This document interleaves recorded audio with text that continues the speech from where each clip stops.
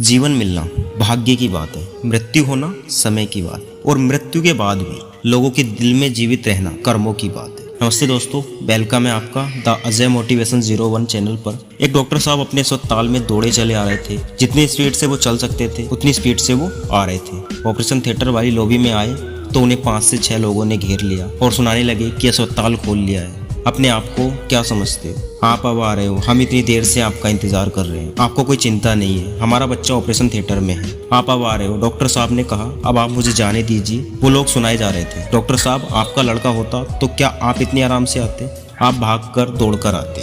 बहुत कुछ कह दिया डॉक्टर साहब को। डॉक्टर साहब ने कोई रिएक्ट नहीं किया, वो दौड़े चले गए ऑपरेशन थिएटर में। ऑपरेशन होने के बाद डॉक्टर साहब जब बाहर निकले, फिर से इन 5-6 लोगों ने घेर लिया। पूछने लगे क्या हुआ? उन्होंने कहा बच्चा ठीक है, ऐसा बोलकर वो जा रहे थे। फिर उनसे सवाल करने लगे डिस्चार्ज कब होगा, ऐसा वैसा।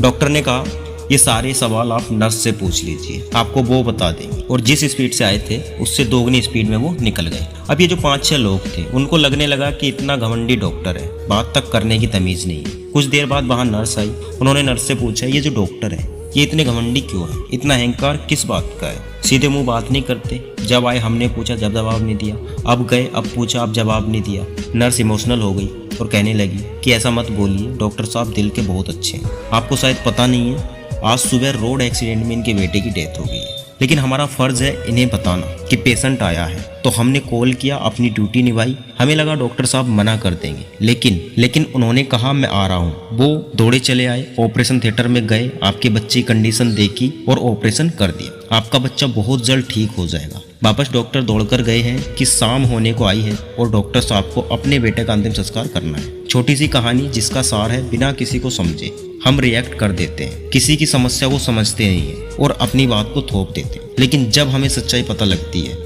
तो हम अंदर ही अंदर गिल्ट महसूस करने लगते हैं। इसलिए जीवन में कभी भी बिना किसी की समस्या को समझे कोई भी टिप्पणी मत देना। मिलते हैं नेक्स्ट वीडियो में, तब तक के लिए जय हिंद, वंदे मातरम।